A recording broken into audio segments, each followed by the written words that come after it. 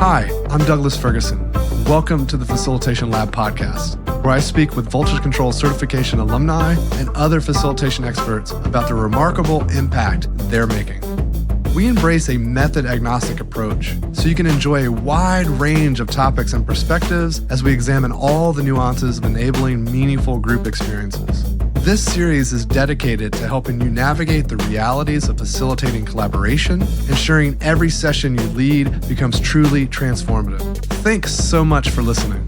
If you'd like to join us for a live session sometime, you can join our Facilitation Lab community. It's an ideal space to apply what you learn in the podcast in real time with peers. Sign up today at voltagecontrol.com/facilitation-lab. And if you'd like to learn more about our 12-week facilitation certification program, you can read about it at voltagecontrol.com. Today, I'm with Alyssa Coughlin at Autodesk, where she is the Chief of Staff Director for the Data and AI Platform Organization.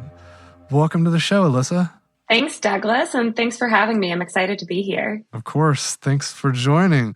Well, let's get started by hearing a little bit about how you got into this work. How did you get into being a chief of staff and thinking about facilitation and bringing groups together to make better decisions? Yeah, chief of staff is something I kind of stumbled into. At the beginning of my career, I didn't know about this position or what it entailed. I just knew I had this myriad of skills, and they all centered around bringing people together and driving organizations towards common goals, and really just kind of being that connective tissue that paves the way for others to succeed. And so I got here through various positions. I'm actually on my second career. I started as a pharmaceutical sales rep, which is very different.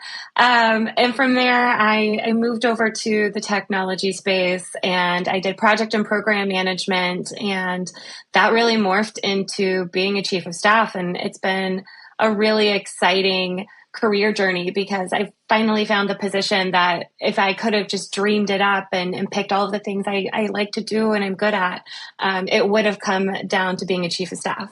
I was thinking about your alumni story and how you depicted this tale of facilitating long before you really thought about it from the perspective of that role or that title. I think I remember you talking about a prom planning committee, is that right? Yeah, and student council. And I have just been doing this forever and then didn't realize it was facilitation until somewhat recently. Like when you think back to those early formative days, what do you think were some of the key kind of skills or some of the key ways that you were showing up that made you successful? I think being able to read people and read a room and having a high EIQ is invaluable when it comes to facilitation. And so when I was on the prom planning committee or student council, I would see that need and I would lean into it and step in and realize that this group all has the same intentions and they want the same goals, but they don't really know how to get there. And so I would step in and I would lead that discussion and that conversation and just help drive them to the end point without necessarily feeding them the answers. It's more about discovery and giving them an opportunity to figure out the answers for themselves. Oh, I love that. So this idea of like not feeding them the answers. What's your favorite go-to technique? I mean, I'm sure you've grown a lot and advanced a lot since those days, but I'm sure this like not feeding people the answers is still a core component of how you show up. And so I'm curious, like nowadays, which one of your favorite ways of like not feeding the answers, but making it feel productive or inviting? Funny enough, I find the simpler the probing questions, the better, because they leave a lot of room for interpretation. So if the group is starting to get there, but they're not quite there, something as simple as say more about that, or how did you get there? Make them kind of reflect on what they've said so far and what they've learned so far, and then drill back into maybe something that deserves more detail that they glossed over, or recenter them back on the original conversation. It's really just corralling almost. Yeah, I love that. And so much of that is like active listening and curiosity. Right. And come to it with an open mind, even if it's a topic that you're familiar with. When you're trying to lead these conversations, just act like you're unfamiliar with the topic and be like, well, that's interesting. Say more about this, or why are we doing it this way? And sometimes just drilling back to those basics helps reground and recenter the group and helps them move forward in a more cohesive way. Yeah, absolutely. And I love this idea of kind of, even if we know the answer, we don't necessarily have to provide it as the leader. Exactly. And a good leader, I think, focuses more on teaching. That old adage of give a man a fish, feed him for a day, teach a man to fish, feed him for life. I think leaders really live by that. And it's so much easier to be like, the answer is ABC. But your group will never learn. Your group will never become self-sufficient, and they'll never be able to grow.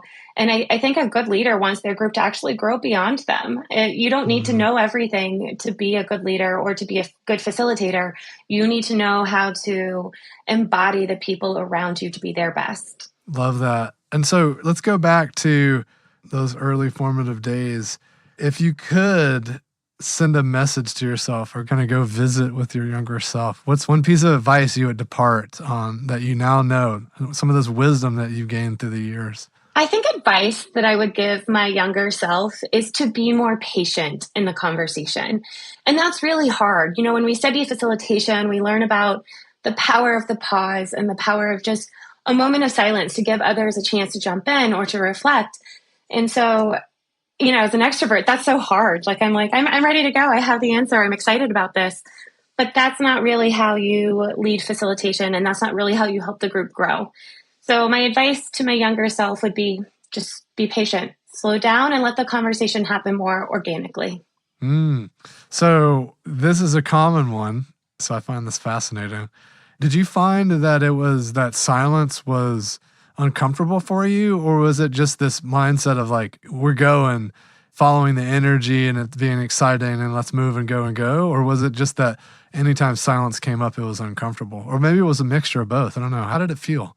I would say it's a mixture of both. I definitely don't want to lose the momentum from the conversation.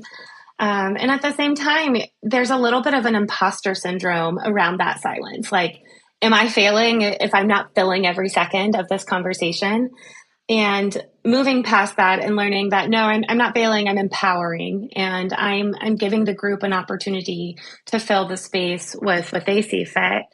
But it's definitely something that it takes practice, especially when you consider active listening and how, your brain is just moving so fast and you're like, I want to contribute all of these things to this conversation, but I need to slow down for a minute and actually listen to what the rest of the group is saying and allow them to fill some of this space as well, because it's not a monologue, or it's not me just talking to myself. You're right. It's not a monologue, and it requires a group conversation to get past these obvious solutions and get to things that are novel and interesting. Right. And, I think what's really important is for whatever the outcome you're trying to accomplish to really resonate and to have a lasting impact, it needs to be cultivated by the entire group. It's not going to be as meaningful. It's not going to take root if it's just me or any one person just talking at them.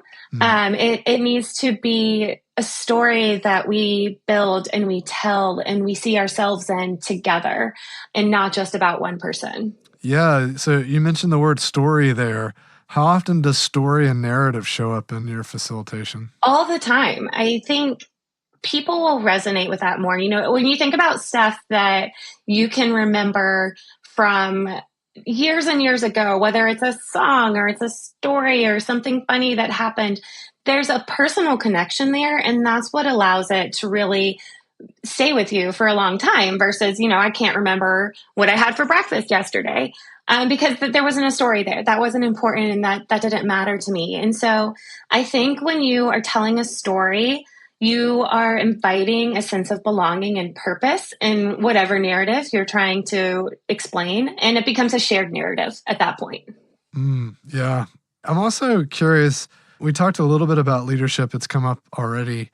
And, as someone who's been drawn to leadership roles from a young age, how has your sense of what leadership is evolved through the years?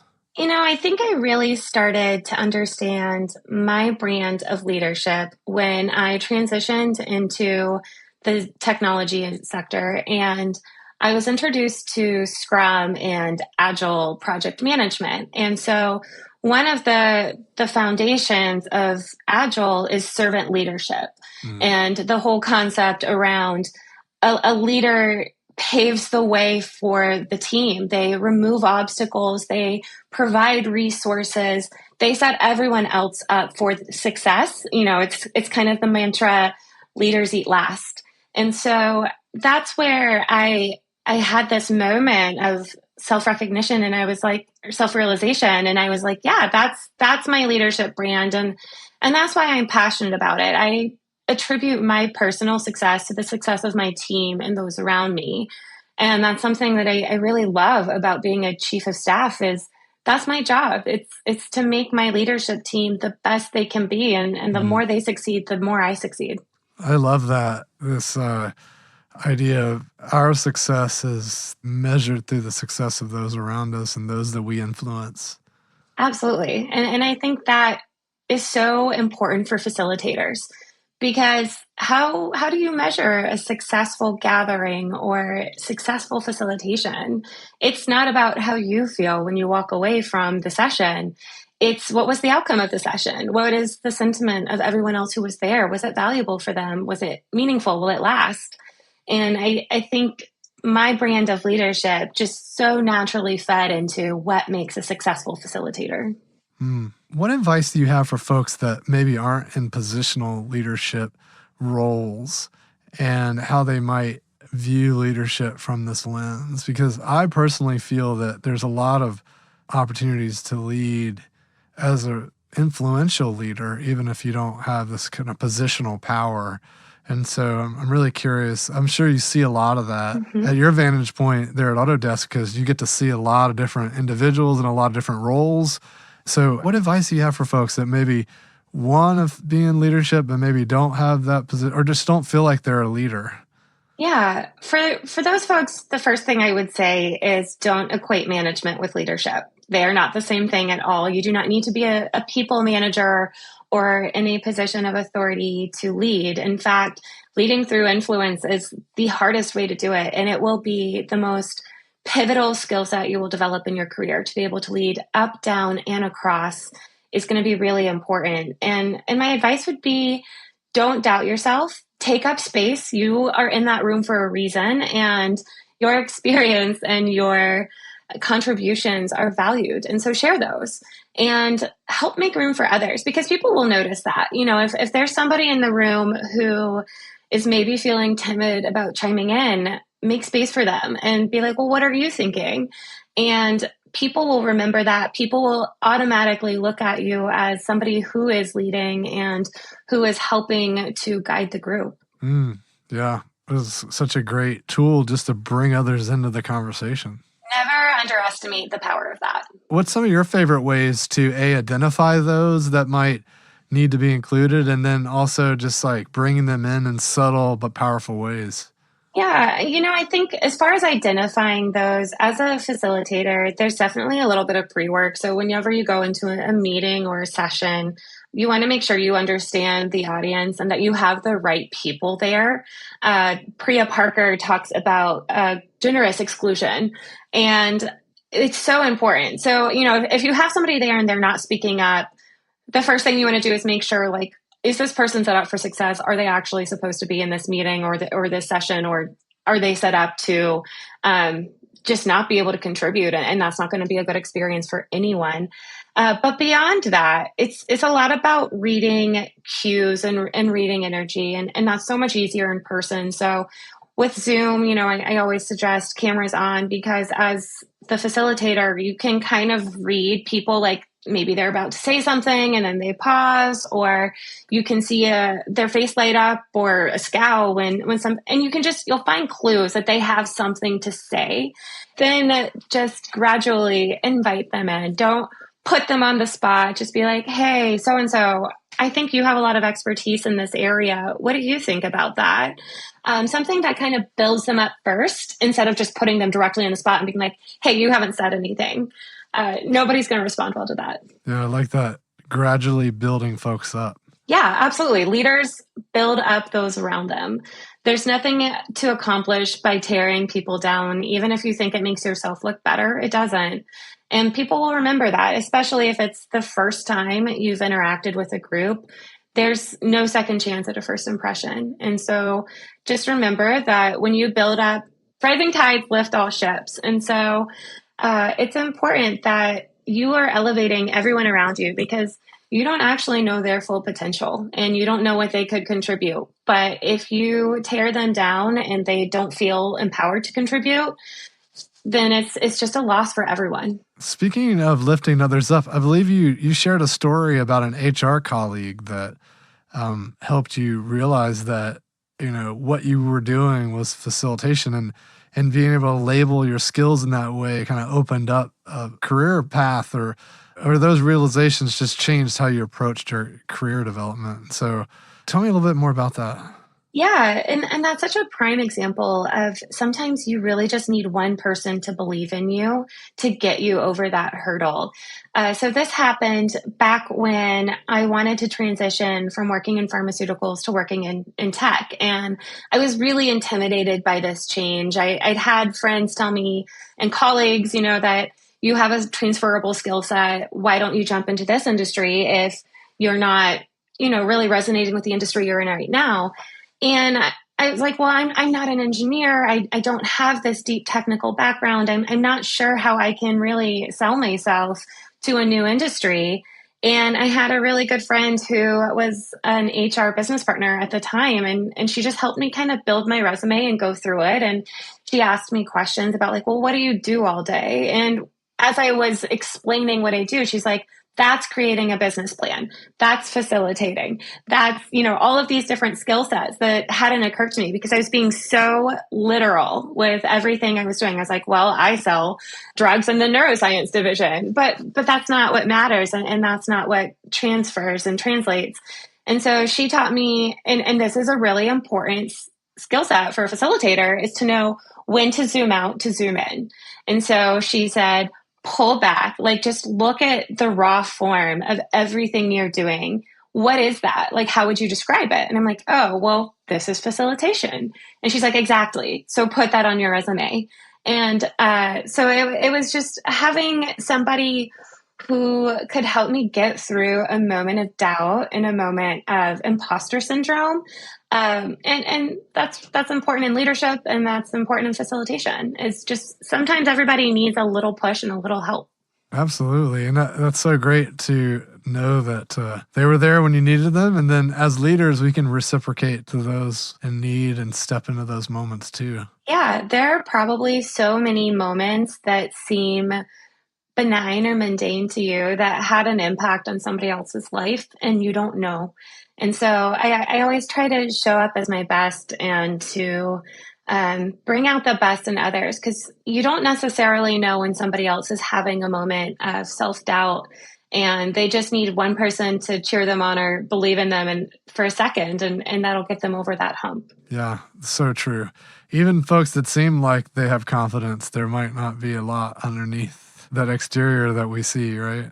Totally. Yeah. I mean, I work with VPs who in a one-on-one will be like, I am extremely introverted. I am uncomfortable with these big group conversations, and this is not my natural personality. This is not how I show up at home.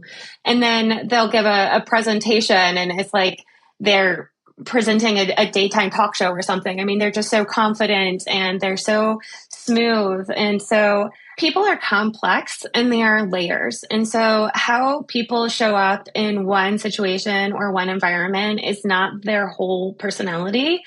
And I think it's really important to remember that and to dig through them and to encourage it, because sometimes you can get kind of stuck in, I'm not a speaker, I'm not a facilitator.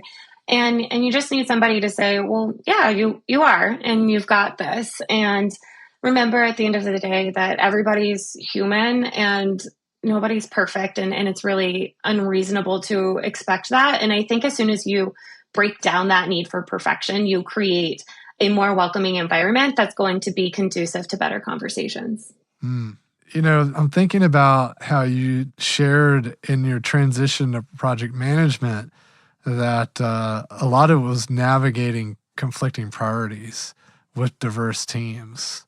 And so I'm curious, when you think about some of these tough facilitation moments or these challenges that the teams were facing or that you were facing together as you were facilitating and they were trying to figure this stuff out, what comes to mind that might be interesting for folks to hear about? If you can't name specifics, are there any patterns that you've noticed? I have. I think it's human nature to kind of revert back to meeting your own needs first. And so, as a facilitator, something that I commonly encounter is having to break down organizational silos. So, for example, I used to work in the class action litigation space, project managing those. And that's a really complex process. You have the data processing team, you have the print formatting team, you have finance, you have all of these teams, and they each have these individual goals and objectives that they need to accomplish. And so my job as the project manager and as the facilitator was to help them break down their individual silos and their individual goals and remind them at the end of the day, helping people who have been hurt and meeting the needs of our client is our goal across the board. This is what we're all striving to achieve. And so I think when you remind them of how their part contributes to the whole and how it's important to have everybody's part contributing to the whole, you help break down these barriers and move the project forward. But it's something I still encounter to this day. It's, different leaders all have their own organizations and they're all just worried about the success of their organization. But at the end of the day, it's really the success of Autodesk that matters. And we have a belief, we call it one Autodesk. And it's so important to remember that and to remember that we are separate parts contributing to a bigger whole.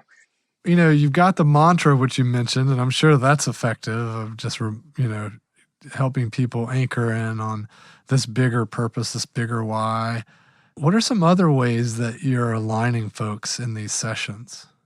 I think one important way or an important aspect of alignment is to address any sort of elephant in the room. A lot of times people will not say exactly what they mean, and the conversation will just kind of go in circles, and the important stuff ends up going left unsaid. And so there's definitely an aspect of diplomacy, but bravery as well, and being able to just prompt that and be like, are we actually talking about what we need to talk about right now? Or are we staying at the surface level, trying to be friendly, in which case we're just spinning our wheels and we're not actually moving forward towards accomplishing our goals. And so kind of knowing when to push the group a little bit to move past those barriers and past those comfort zones versus when to step back and let them sort of do it on their own. There's definitely an art to it. It's by no means a science. And a lot of it is just trying. There's so much reading people in facilitation. Yeah, reading people is so essential, and there's so many signals to watch out for. What are some of your kind of go-to methods for making sure you're kind of have your finger on the pulse, so to speak? Yeah, well, when you're in person, there's obviously body language is really important to keep an eye on. But we live in a hybrid world, and myself, and I'm sure many other folks, are primarily on video calls and Zoom. And so from there, I try to keep an eye on the pace of the conversation. Like, are people cutting each other off more? Is it getting a little bit more assertive? Is there some hostility starting to bubble underneath the surface? On the flip side of that, has somebody completely shut down? Is somebody who is normally a contributor and who I would expect to contribute to this portion of the conversation remaining silent? And, just watch for the tone, you can even just see a smile. You can see how people are reacting or are they scowling, but it's so many subtleties that you want to look out for. There's very seldom going to be this glaring sign. It's like, hey, the group is not on the same page anymore. If you reach the point where it has escalated to that level, you probably missed a few subtle cues you could have used to rein it in sooner. But I would say just really watch the flow of the conversation. Watch how they are interacting. Is their demeanor changing? Is their voice changing? And when it does, how can you help bring them back? Yeah. What are some of your go-to approaches to bring it back? I mean, you use the word rein it in. So what does reining it in look like for you? Sometimes it means reminding the group of the North Star and why we're here, and saying something along like, I hear what you're saying. However, I'm not sure that that's going to get us to our North Star. And so let's step back for a moment and possibly look at this from a different angle. Another way to do it is to ask them to frame it in a different way. Say, hey, I don't really understand what you're saying right now. Can you frame it from this angle for me? Or how does what you're saying contribute to the objective of this gathering, meeting, session, whatever it may be? And so by rein it in, what I refer to is step back to step forward, and just remind everybody of why they're there, try to de-escalate, try to recenter and refocus, and then have the group get back on track. And that's tricky because sometimes, it's so hard to know when the conversation is going in an important direction that you should allow as a facilitator, and when it's starting to like kind of run down a rabbit hole and you need to pull it back in. And so that's where the active listening really comes in handy, and you need to be completely engaged the entire time. Yeah, that's a stylistic thing too, right? Like how far do you let things go out into the nether regions before you bring them back in? Because that's where, inspiration might hit, or, innovative ideas might happen. And so I think when folks shut that off too quick, they miss those opportunities. Exactly. And it's so, I come back to it's an art, not a science. It's really hard to know when are you blocking innovation versus when are you blocking unnecessary conflict. And it's so much easier when you're working with a group continually. So for me, I work with a senior leadership team all the time. I know them well. I know when they're starting to go down an avenue that's not going to be successful versus when they might be starting to figure something out. It's really, really hard, though, as a facilitator, when you're jumping into a group you're not familiar with. And my advice in that situation is to really lean into that naivety and to be like, I don't understand this. Could you explain this further? Or how does this accomplish whatever our ultimate goal is? And there's nothing wrong with just asking those questions that they may sound uninformed, but they could be helping to prompt the group to pause for a moment, just to reflect on, are we going towards this path of innovation, or is this a fruitless conversation that we should abandon? Yeah, I like that. And, it can often be used as a way to, as the facilitator, you can de-escalate things using that approach. You can steer things back toward the purpose or North Star, as you were saying earlier, but do it in a way that doesn't seem confrontational. Right. Saying things like, help me connect the dots here. Because it's not about them saying it wrong or being confusing. It's about me, the facilitator, having trouble connecting the dots. When, probably everybody else in the room felt the same way, but because I'm the one that kind of like fell on the sword, now everyone gets the benefit, right? Absolutely. Yeah. Facilitators have to be willing to just take the bullet sometimes and be okay with doing it for the better of the group. And yeah, to your point, I mean, you're probably not the only one who's thinking that. Like, I guarantee you there's somebody else in the room who's like, why are we talking about this? But, there's a group dynamic at play. And as a facilitator, you're oftentimes seen as this impartial entity. And so it's not going to be as intrusive if you ask the question as if somebody else in the group were to do so. Yeah. And also, I think we practice those ways of not being judgmental or not coming across as confrontational. And I think even if folks aren't being confrontational, if they clearly have an opinion on the matter and they just blurt out whatever is on the top of mind, it probably comes across confrontational. Absolutely. And in those situations, I try to bring things back to facts. Is this just an objective opinion? Do you just feel some way about this? Or do you have information that the rest of the group could benefit from understanding that has led you to this opinion? And so if you challenge them on that, you'll oftentimes find your answer, whether, they were right and there's an avenue that you should be pursuing that you missed, or it'll kind of allow them to self-check and be like, well, I feel this way because I feel this way, but I don't have any data I can bring to the group to validate it. Yeah, when you were saying validation and bring it back to facts, it made me think how powerful a prompt along the lines of, how might we measure that? Definitely. And, my organization, we live in the world of OKRs, which are objectives and key results for anyone who's not familiar. And they're a way to measure the success of an organization. And they're such an easy thing to point work back to. So if a team is kind of going in the wrong direction, it's like, which OKR are you feeding with this project? Are you moving us towards our common goals that we aligned on and that we agreed on as a group? And yeah, I love that you said that, Douglas. Like, how will you measure success? Is this measurable? Is a great question to ask, because it really forces them to pause and think, is there a way for me to know for certain that this is the right thing to do? Or is it just a shot in the dark? Yeah, I love that. I want to talk about vulnerability real quick. And you mentioned that as one of the kind of key parts in the learning experience for you during our certification. And I wanted to see if you could elaborate a bit on how embracing vulnerabilities helped you grow as a facilitator. Yeah, there is so much humanity in vulnerability. And coming back to what we were saying earlier about facilitation, it's just not possible if you can't connect on a human level.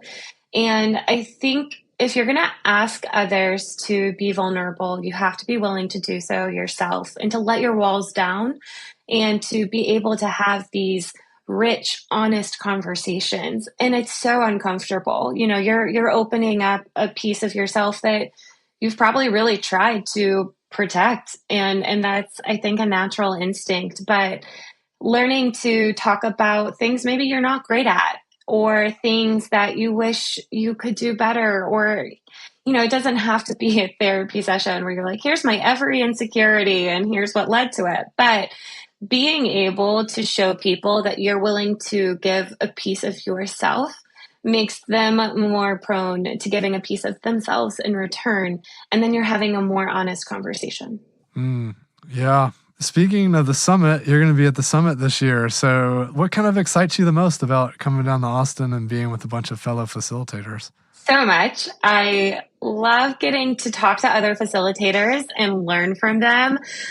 Everybody does it a little bit differently. And so there's always so many gold nuggets that I can borrow from other facilitators and share some of mine in return. This year will be different. I'm excited for a different reason, because I'm presenting this year. It is my first time presenting at the Facilitation Summit, and I'm actually going to be talking about some of the stuff we discussed today. We're going to talk about using storytelling and leveraging that through facilitation to enable change management, and how when you want a change to really take root and take effect, you have to tell a story that people can see themselves in, and you have to bring them along on the journey with you. That's where you get that true buy-in. And so we're gonna talk about kind of, how do you do that? What are some tips? Coming back to, how do you measure it? How do you know if it's been successful? And how can you seamlessly fold that into just your everyday facilitation? Love that. Storytelling is so critical. I think so often stories are such a part of getting teams to align, getting ideas to come out, yet folks aren't spending enough time thinking about how they draw a good story out of people. Yeah, you always have to think about the what's in it for me. So I work with the platform organization at Autodesk, and we build all of these cool capabilities, and then we take them to product teams and we're like, hey, use this. And the human response is, no, why would I use, why? You haven't given me a reason. What's in it for me? And so to be able to tell that story, to tell the story of why this is a great capability for your use case and how it can unlock new things for your work and make your life easier, really putting them in the story of your capability or your product really makes it seem like it's something that they belong to as well. And so that's what we're going to talk about some. And, whether you're trying to increase adoption or sell something or start a new idea, it doesn't really matter. Being able to tell that story will help you be more successful. So you've also mentioned the importance of mentoring others in facilitation at Autodesk. I'm curious what strategies have worked best when you've been developing others around these skills, and how do you see facilitation shaping the organization's culture? Yeah, I think not taking for granted the ability to be a storyteller is really important, because that is something that comes more naturally to some folks than others. And so we've really been focusing on how to be a storyteller and helping our team feel confident in their ability to articulate a story, especially because we have a global team. We have, people with different first languages coming from different cultures and different backgrounds, and that can create different insecurities. And so being able to connect through story and be like, well, a story doesn't necessarily have to know any sort of cultural bounds. It's something that we can all belong to together. And so I lead the extended leadership team for my organization. And at our summit this past summer, we spent an entire day just focusing on storytelling and talking about all the different ways that can be an asset in their tool set or career, however you want to phrase it. And it's not just at work. So, I'm on the board for the Autodesk Women's Network, and we're talking about kind of selling your own skill sets and yourselves and standing up for yourself, selling your brand and what you can bring to the table in your career. And so there are just so many different ways that being able to be an efficient storyteller can help you not only move your career forward, but also help you bring others along. Well, that's a nice segue. I was wanting to hear about, as you think about the next phase of your career, as you move that along, what most excites you about the role of facilitation and how it might play in that work that you do in the future? I think now I'm at a phase in my career where I have a decent amount of influence. And so being able to use that position to empower others is really exciting to me. When somebody who's on the leadership team kind of taps you on the shoulder and says, I think you would be really great for this. I'm so proud of what you've done to date, and I'd love for you to share that with others. You're really not only building that next generation of leadership, but you're holding a hand out to somebody else. Because at some point in my career, there was somebody who did that for me, and it gave me the confidence to kind of lean into that unknown, to be vulnerable and to take a chance. And so now it's my turn to do that for others and to hold the door open for those behind me. And so I'm really excited to be at a point, obviously you never are done learning how to facilitate. It's a lifelong learning process, but I do have enough knowledge and information now that I can start to share that with others. And that's really exciting for me. I would love for everybody to be able to tell their story and to just create this belonging all the way through our organization. So as we come to a close, I want to give you an opportunity to leave our listeners with a final thought. I think it's kind of a silly analogy, but it's the one that I hold on to. And what I see facilitation and leadership really drilling down to is you're kind of a collaboration Sherpa. You know the way, you're guiding the team, but you're still letting them make the journey on their own. And you're helping to remove obstacles and roadblocks, and you're getting them to where they need to go, but you're not doing it for them. And that's really what I try to bear in mind as a leader and a facilitator. It's been a pleasure having you on the show, Alyssa. Thanks for joining. Thank you. I had a great time. I loved this conversation. I did as well. And I look forward to talking to you again, probably at the summit. Can't wait. I'll see you there. Thanks for joining me for another episode of the Facilitation Lab podcast. If you enjoyed the episode, please leave us a review and be sure to subscribe and receive updates when new episodes are released. We love listener tales and invite you to share your facilitation stories. send them to us on LinkedIn or via email. If you want to know more, head over to our blog, where I post weekly articles and resources about facilitation, team dynamics, and collaboration. voltagecontrol.com.